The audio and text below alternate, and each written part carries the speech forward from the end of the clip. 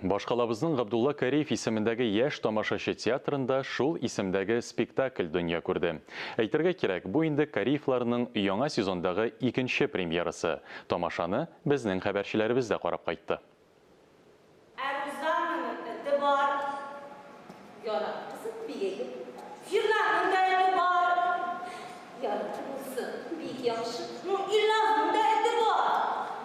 Бала чакта кайсы безнең псили яки күчекле буласы килмәгән.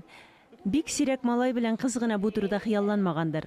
Ләкин әти-әниләр барлык хыялларында тормышка ашырга тиешме? Бу сорауга җавапны өлкәннәр үзләре беләчәк, чөнки ул 6 яшьтән узган балалар өчен куела һәм гаилә белән карауга исәпләнгән. Минем образым инде күбрәк бала яклы. Минем кызым эттели, аны мин дә телим, әти буларак телим. Әмма ләкин әнибез каршы килә. Ата-аналарны үзләренең бала чагына кире кайтырга, һәм инде менә үзләренең дә нәрсә турында хыялланганын кичкенә чакта, бала чакта искә төшергә өйрәтәдер дип әйтәс килә минем.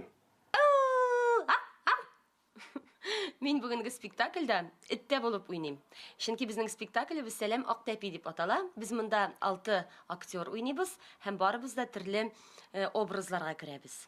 Спектакль гадәттәгеләре шикелле сәхнәдә уйналмыйча фойеда бара, һәм бу бердән-бер үзенчәлек түгел. Актерларга санаулы минут эчендә икенче образларга керергә туры килә. Әсәр репертуарга режиссерларның Тамга иҗат лабораториясендә сайлап алынган.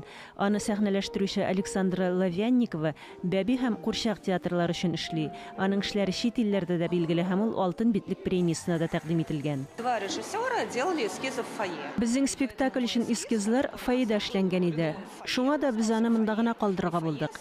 Фойе үзенә күрә декорация ролендә үтәде.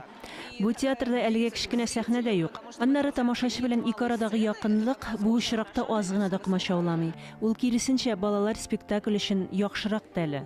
Илмир Нуруллина, Тахир Хәсәнов, Яңалыклар.